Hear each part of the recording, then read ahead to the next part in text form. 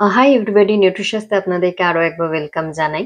আজকে যে বিষয়টা নিয়ে আমরা আলোচনা করব সেটা একটু ইন্টারেস্টিং। সেটা হচ্ছে প্রোটিন নিয়ে আজকে আমরা আলোচনা করব। তার কারণ আজকাল কম বেশি সকলেই আমরা কিন্তু স্বাস্থ্য সচেতন হওয়ার চেষ্টা করছি, এবং সেই কারণে কোন কোন ধরনের খাবার আমাদের শরীরের জন্য ভালো, কোন কোন ধরনের খাবার আমাদের শরীরের জন্য ক্ষতিকারক সেগুলোও জানার চেষ্টা করছি, বিভিন্নভাবে জ্ঞান অর্জন করার চেষ্টা করি সেগুলোকে নিয়ে। তো এরকমই একটা চর্চিত বিষয় হচ্ছে প্রোটিন, যে কোন ধরনের প্রোটিন আমাদের শরীরের জন্য ভালো, বা প্রোটিন খেলে আপনি কতটা খাবেন, বা কোন প্রোটিনে কতটা মানে স্বাস্থ্যের জন্য উপকারী, কতটা তার লিমিটেশন রয়েছে। এই সবকিছু নিয়েই কিন্তু আজকে আমরা আলোচনা করব।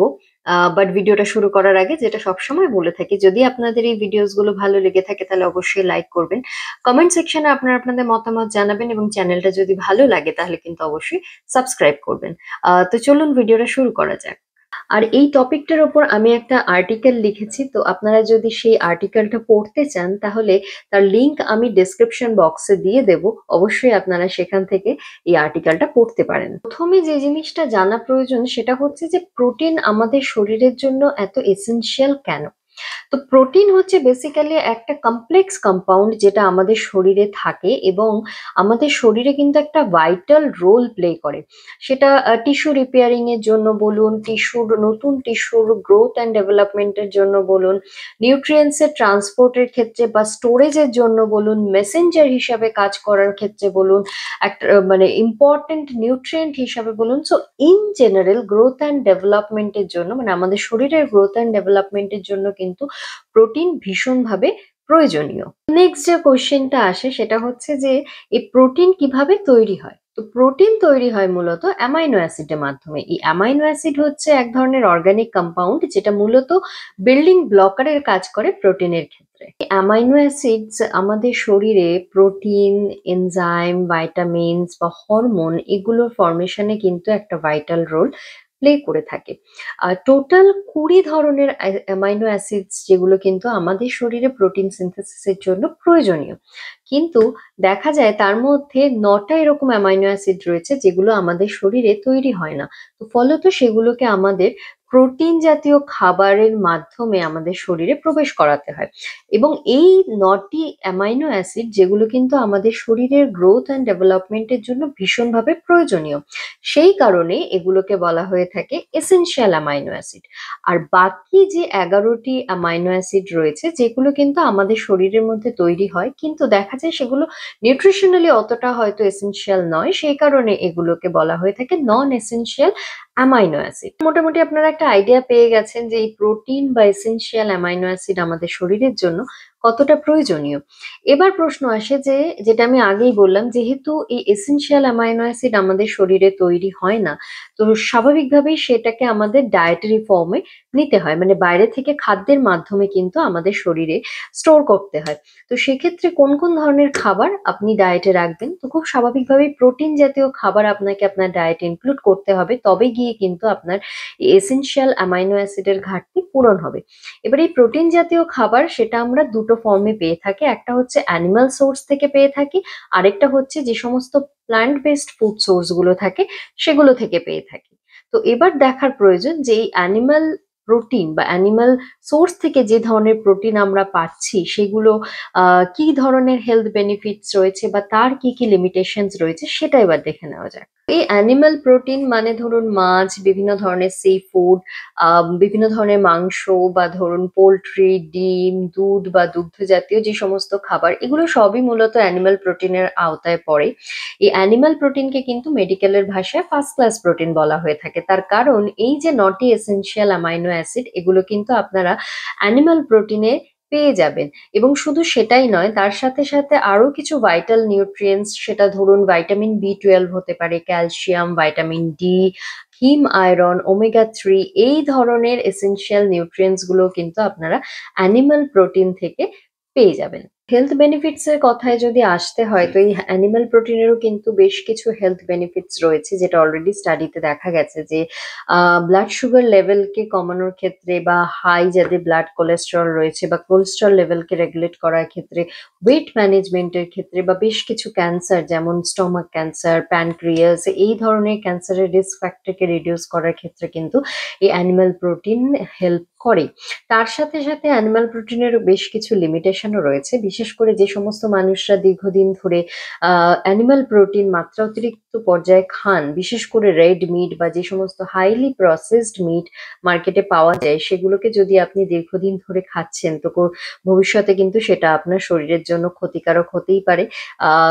এটা থেকে আপনার লিভারের ওপর বলুন, কিডনির ওপর বলুন, আপনার বোন হেলথে এগুলো এফেক্ট ফেলতে পারে, আপনার ইউরিক অ্যাসিডের লেভেলকে বাড়িয়ে দিতে পারে।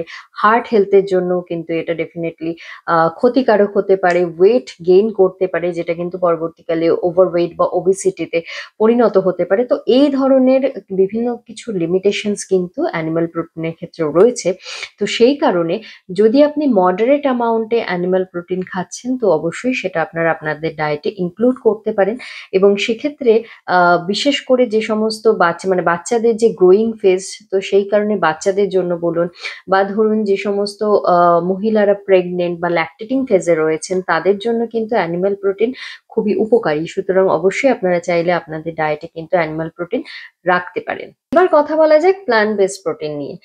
প্ল্যান্ট বেসড প্রোটিনের মধ্যে যেগুলো রয়েছে সেটা যেমন ধরুন বিভিন্ন ধরনের pulses, legumes, vegetables, nuts, seeds, whole grain বা ধরুন সয়া বা সয়া জাতীয় যে সমস্ত প্রোডাক্ট গুলো রয়েছে এগুলো মূলত প্ল্যান্ট বেসড প্রোটিনের আওতায় পড়ে।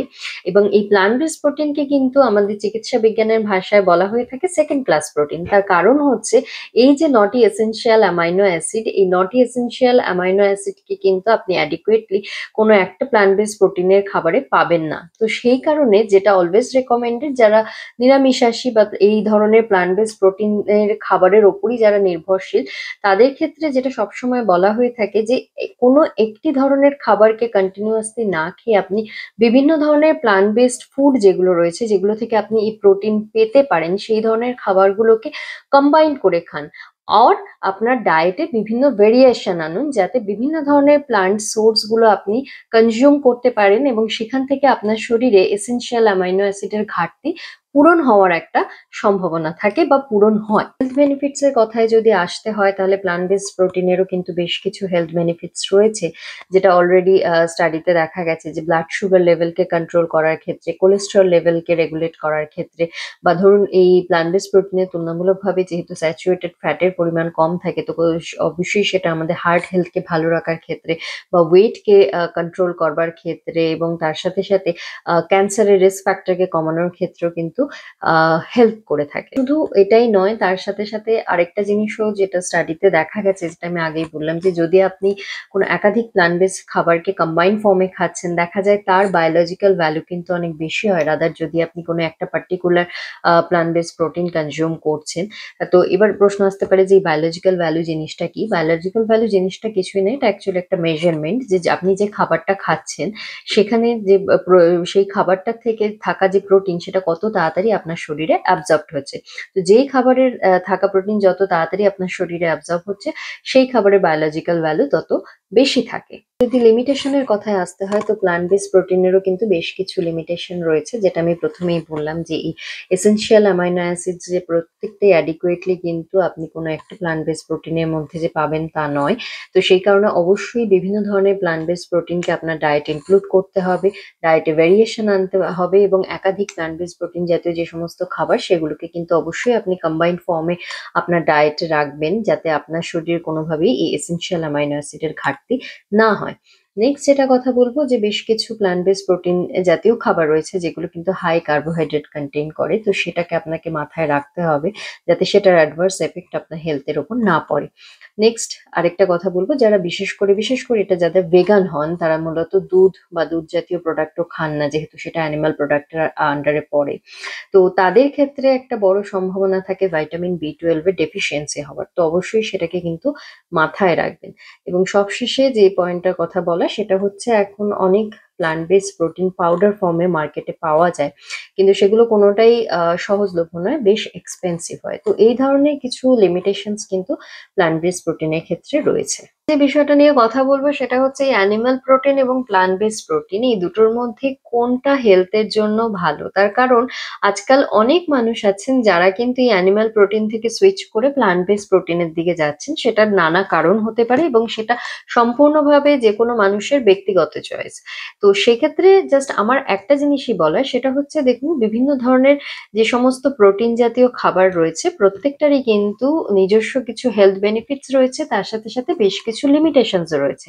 এবার এই লিমিটেশনস গুলোকে যদি আপনারা মাথায় রাখেন এবং সেই অনুযায়ী যদি আপনারা খাবার খান, তাহলে কিন্তু সেটা অবশ্যই আপনাকে হেল্প করবে আপনার শরীরে এসেনশিয়াল অ্যামাইনো অ্যাসিডের ঘাটতি পূরণ করার ক্ষেত্রে। এবং সেটা যদি আপনার পূরণ হচ্ছে তাহলে ডেফিনেটলি আপনার আপনার শরীর থেকে আপনি প্রোটিন ডেফিসিয়েন্সি হওয়ার কোনো সম্ভাবনা আপনার সেভাবে থাকবে না।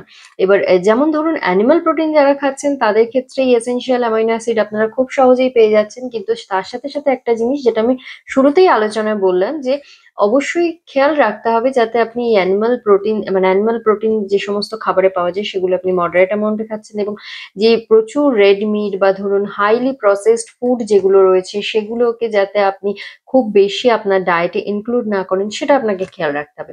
প্ল্যান্ট বেস প্রোটিনের ক্ষেত্রে এটা অলরেডি স্টাডি করে দেখা গেছে যে দীর্ঘদিন কোনো মানুষ যদি প্ল্যান্ট বেস প্রোটিন খাচ্ছেন সেটা কিন্তু তার হেলথের জন্য ডেফিনেটলি ভালো।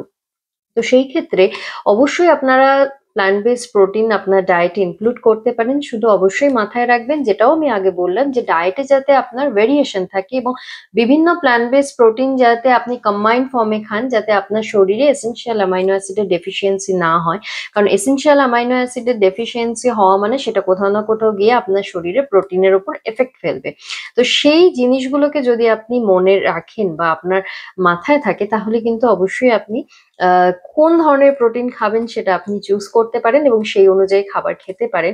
এবং সর্বোপরি একটা জিনিস বলার, সেটা হচ্ছে যে যেকোনো, এটা সবসময়ই রেকমেন্ডেড যে যেকোনো একটি পার্টিকুলার খাবারের উপর ফোকাস না করে যে আপনি যে সারাদিন ওভারঅল খাবারটা খাচ্ছেন সেটা ঠিকঠাক হেলদি ব্যালেন্স ডায়েট হচ্ছে কিনা সেটার উপরে ফোকাস করাটা কিন্তু ভীষণভাবে ইম্পর্টেন্ট। কারণ সেটা যদি ঠিকঠাক হয় তাহলে কিন্তু অবশ্যই সেটা আপনার হেলথের জন্য উপকারী হবে। এবার লাস্টলি আরেকটা জিনিস যেটা অবশ্যই বলার, সেটা হচ্ছে অনেক মানুষ থাকেন যাদের কিন্তু কিডনির সমস্যা থাকে, বা অনেকে থাকেন যাদের ক্রিয়েটিনাইন লেভেল কিন্তু অনেক বেশি থাকে। তাদের ক্ষেত্রে অবশ্যই বিশেষজ্ঞের সাথে পরামর্শ করুন কোন ধরনের প্রোটিন আপনার শরীরের জন্য উপকারী, কোন ধরনের প্রোটিনকে আপনি আপনার ডায়েট থেকে বাদ দেবেন, কতটা পরিমাণ প্রোটিন আপনি সারাদিনে ইনটেক করতে পারবেন, এই সমস্ত কিছু কিন্তু তাদের জন্য ভীষণভাবে প্রয়োজনীয় জানাটা। তো সেই কারণে সেই সব মানুষরা অবশ্যই কোনো ডায়েটিশিয়ানের সাথে কনসাল্ট করুন, তিনি যেভাবে আপনাদেরকে গাইড করবে অবশ্যই কিন্তু সেইভাবে চলবেন। এটা ছিল প্রোটিন নিয়ে একটা ভিডিও। আমি চেষ্টা করলাম যতটা সহজভাবে আপনাদের সাথে এক্সপ্লেন করা যায় সেটা করার। আই হোপ আপনাদের এই ভিডিওটা ভালো লেগে থাকবে, আর যদি ভালো লাগে তাহলে অবশ্যই লাইক করবেন, কমেন্ট সেকশনে আপনার